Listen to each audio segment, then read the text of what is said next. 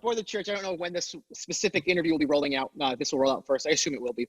I'm taking some time to interview different staff members and just ask them a few questions about life, about ministry, about leadership, and just kind of, my goal is to pull the curtain back a little bit on the church and allow you guys kind of behind the curtain to see what it's like just as a church, as leaders, as humans, all those things. And so I just wanted to invite really the world into our world. And so Jordan Arce used to live with me. He and I right now are in the midst of a challenge. Should he break it right now, he would be allowed from here on out to eat at 10 o'clock every single day. And so Jordan and I, like, we text a lot, and we both recognize that we eat a lot while bored. I eat a lot while bored. So we've challenged each other to do intermittent fasting, where we're only eating 6 hours a day. And so far we started with 4 people, and now we have 2, you and I. Yeah. Shout out to Graham and John Bowinski for lasting 18 hours. Barely, yeah. But kind of, Jordan, that goes into my first question for you. And God's teaching us both a lot through this process. And so for you, man of God, what is God teaching you through this all? Yeah, it's been crazy being able to have so much free time. And, with this getting shut down and stuff, and a lot of that time has forced me to be silent with God. And I'm a busy guy. I like to run around, do 100 different things at once. And, being still in front of God has kind of opened up my ears in a lot of ways to what God wants to speak to me, what God wants to teach me. So, the main thing that God's been teaching me is about prioritizing my time with him, and about how important that is to take me through the rest of the day. And, he's been teaching every day. It's like we wake up, we have a prayer meeting every morning, the staff and elders. And, every morning I wake up and I'm just like, wow, like, what did God teach me yesterday? God taught me so much each and every day. And I think it's really come from a place of actually giving him the room in my head to speak to me, and not running from my phone to a meeting, to a phone call, to a Netflix, to just running to a million things and a million meetings and conversations. And prioritizing my time with God, he's really broken me down in a lot of ways, and just shown me areas that, endless growth, just shown me areas that we just need to grow in, There is a challenge, though. I see what you're saying about, like, old life, super busy, hard, the challenges of prioritizing. But now, kind of on the other extreme, it uniquely creates a challenge of having so much time. Yeah. Wide open. Have you noticed that too? Like now, it's hard to prioritize when we have no time, and then it's hard to prioritize when we have so much time. Right. What have you seen with that? Yeah. So, I think, when we talk about priorities, there's so much time available right now. And I think that it has helped me realize what I have. When we strip things back, we kind of realize what we're left with. So in that time, I've seen how my relationship with God needs to take way more time of my life. I've seen how my relationship with my parents and my family and the people that, pour into me, I need more time to be fed by that. I need more time to develop those relationships, to develop myself and allow people to speak into me. And it's like seeing where my priorities are. It was even just yesterday that, I was talking with a friend, and she was asking me who my role model was. And I was like, oh, it's my dad, and part of that for me was like, wow, I don't know if my dad knows that he's my role model. You know what I mean? And seeing that, in this time when we're actually sitting here to think, we realize where our priorities are and where our priorities should be. A lot of us, like you have family, and, your priority is your family. My priority, I think we're frozen for a second, but my priority is also, my family is high up on that list.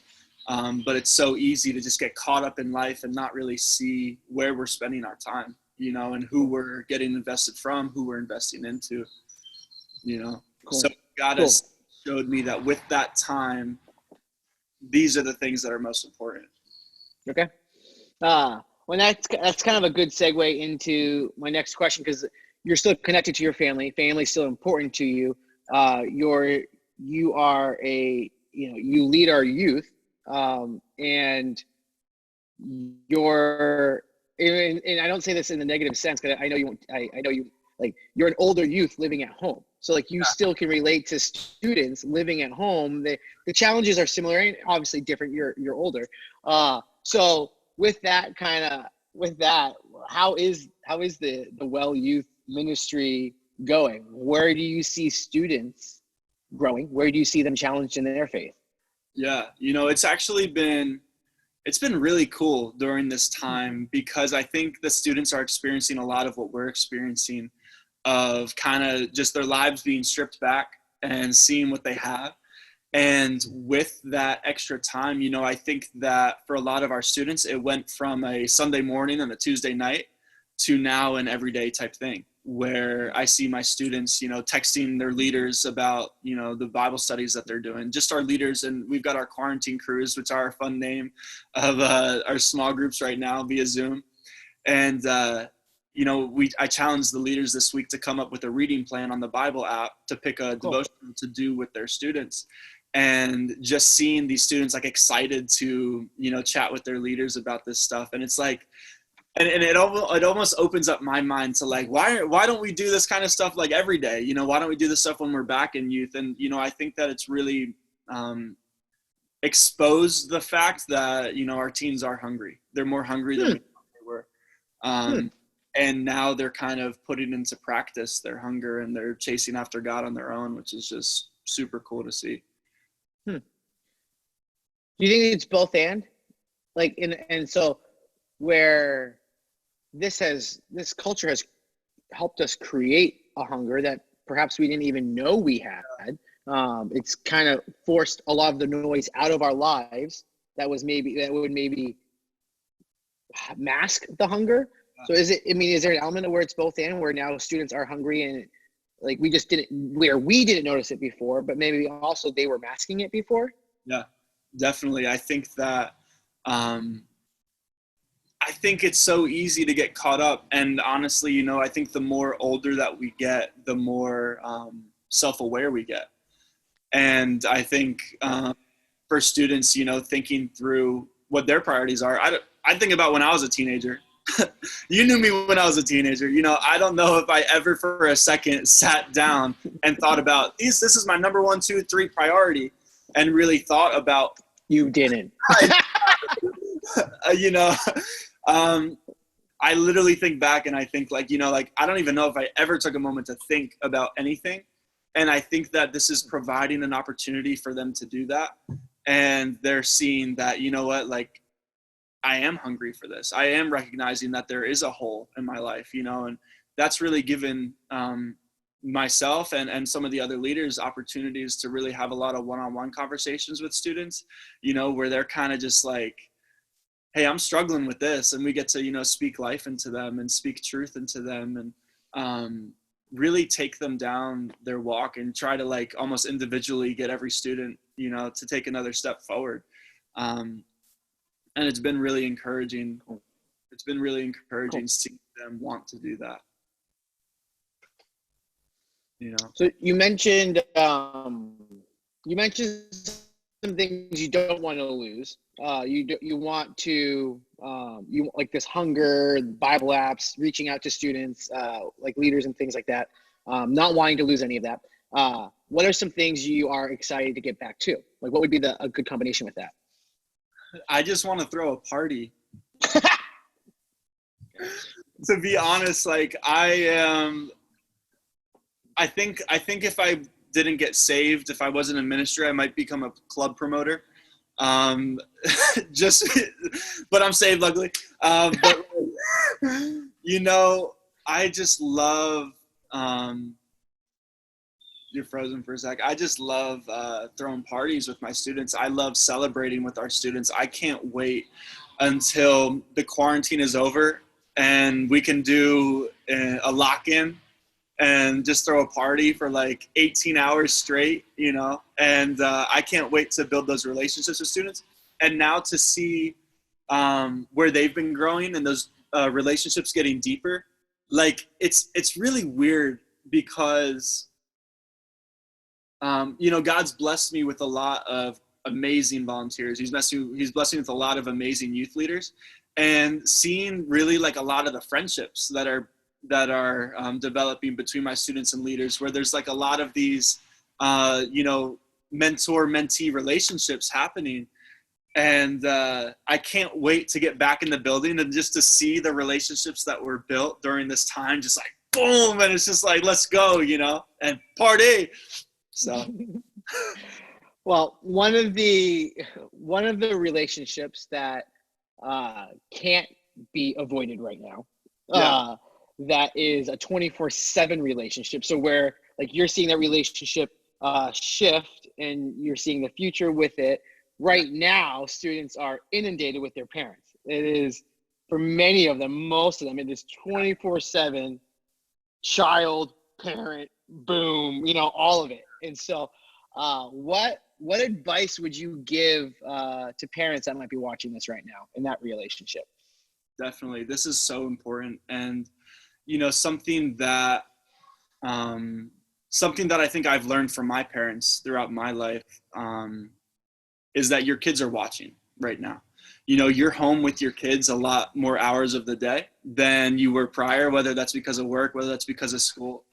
But your kids are watching what you're doing, and everything that you're like, you are the main example for your students right now. And everything that you're doing, they think that one day they'll be able to do. Everything that they see you doing, they want to follow your lead. And I think that one of the most important things for me always growing up was seeing my parents, you know, turning off the TV for certain things. And that created in me a knowledge of this is not good. You know, garbage in, garbage out, my mom would always say. And I think that it's so important for us as, for you guys as parents, to show your kids, you know, it's good to say no. It's good to have a limit. It's good to have a boundary. It's good to have a guideline on what I allow into my life and also what I allow out of my life. You know, there's a lot of high stress situations right now. There's a lot of frustrating things going on, and there's a lot of pain going on in a lot of our families. And your students are watching how you're handling that. And that doesn't mean I don't mean to discredit any emotions that parents are having right now, you know, but students are seeing how you're going to mourn. Your students are seeing how you're going to deal with these frustrations with your financial instability, maybe, or your job stability. Your kids are watching. And this is really a great opportunity for a lot of parents to display their faith to their kids. You know, if you desire for your kids not to act out of anger, if you desire for your kids to act patiently, if you desire for your kids to exhibit self-control, which those are such amazing qualities for students. And if you desire those things, it's important that we're exemplifying that for them on how we're going to react, how we're going to act when, you know, things hit the fan, how we're going to act when, you know, when things aren't going our way. You know, how are we going to turn to God and show them that God is our provider, God is our source, you know? Exactly. Yeah. I think that's so. And that's the that's what I often tell parents, even still, and that your kids are watching and they don't need you to be God. Yeah. Like, your job is not to be God. Your job is to show them how relevant God is in your life. So it's that, you know, it's a parent that will come to me and say, like, I just need to be strong for my kids. Okay, yeah. I understand that, but what you really need to do is show you can mourn, you are weak, you are not perfect, my God is. Amen. Your job is to say, this is hard, but in Jesus, we're going to get through this. Yeah. Otherwise, what you make strength, and I'm God be God, show your to be in the current situation and put it before God. So cool. So Jordan, one of the last things I want to do here is again kind of allowing the outside world into the church staff, allowing them into our lives for a second. To me, it would always be fun to have a reality TV show around the coffee shop, around for those into Enneagrams, what it's like to be an Enneagram 3, leading Enneagram 8s. It is a blessing. No, it's great. And so, but with that, part of allowing other people into our lives here for a second, what is God teaching you as a leader? What is God teaching you as a even kind of next level, like as a church leader? Yeah, I think that really the main thing that God's been teaching me is that I can't pour out what I'm not filled up with.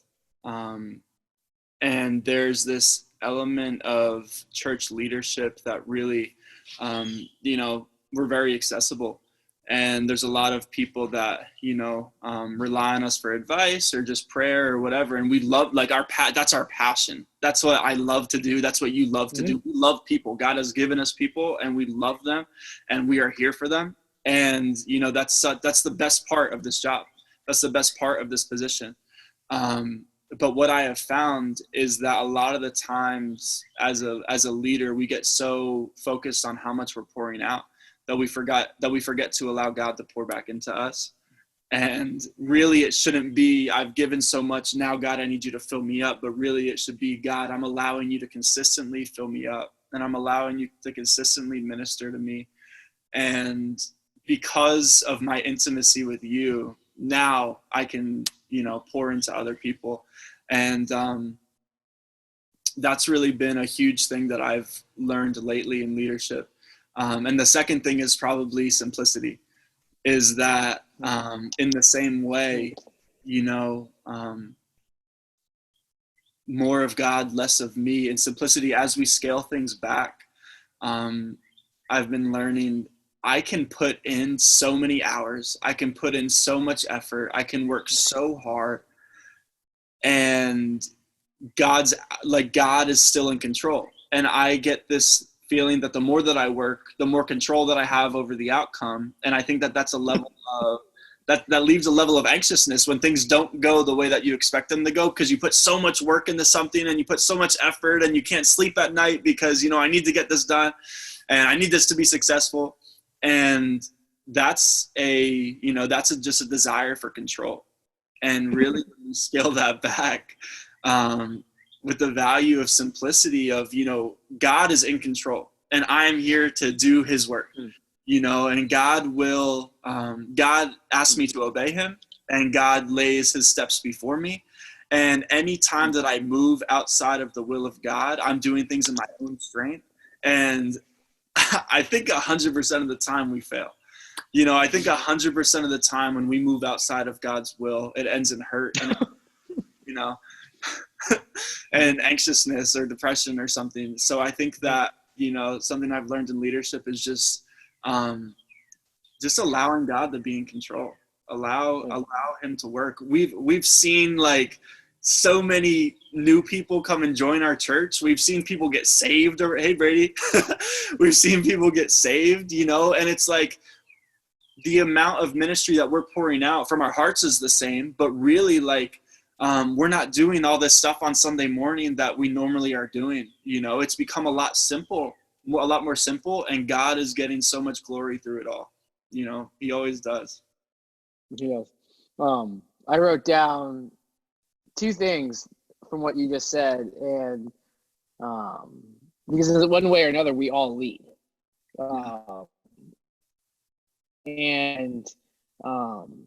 So, I wrote down, God pours in faster than we pour out. Like, our job is to pour ourselves out. Like Paul talks about being a drink offering, pouring himself out for the Philippians. But you're right. Like, we're not supposed to pour out of an empty cup. Like, our cup is filled by Jesus, and we're pouring that out into others. And so it's this concept of everything and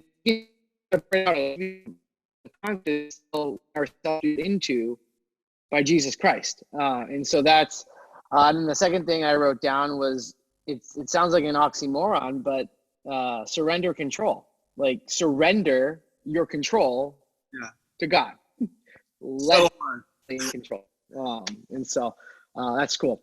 All right, well, I'm going to ask one bonus question. We didn't, so I'm going to throw you for a loop here. And dark, yeah. Different.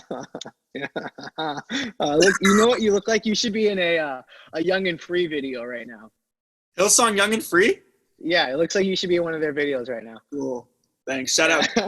So my last question is, dark feels like dark days, and some of us feel like there is no hope, feels like this is not going to end. Not asking you like what do you think about the future, but like right now,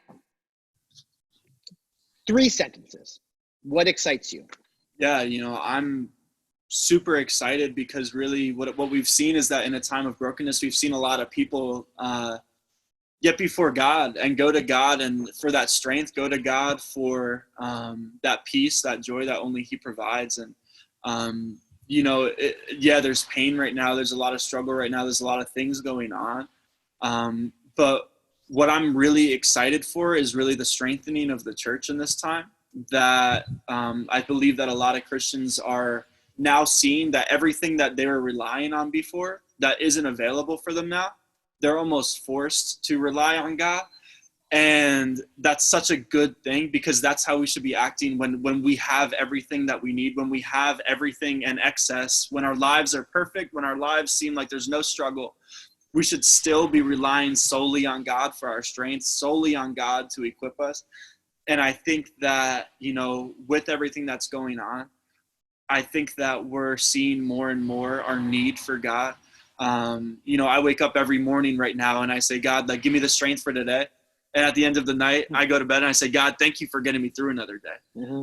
And I think that there's a lot of people that are almost adopting this mindset, maybe for the first time in their lives, of God, you're my strength. God, you're all I need.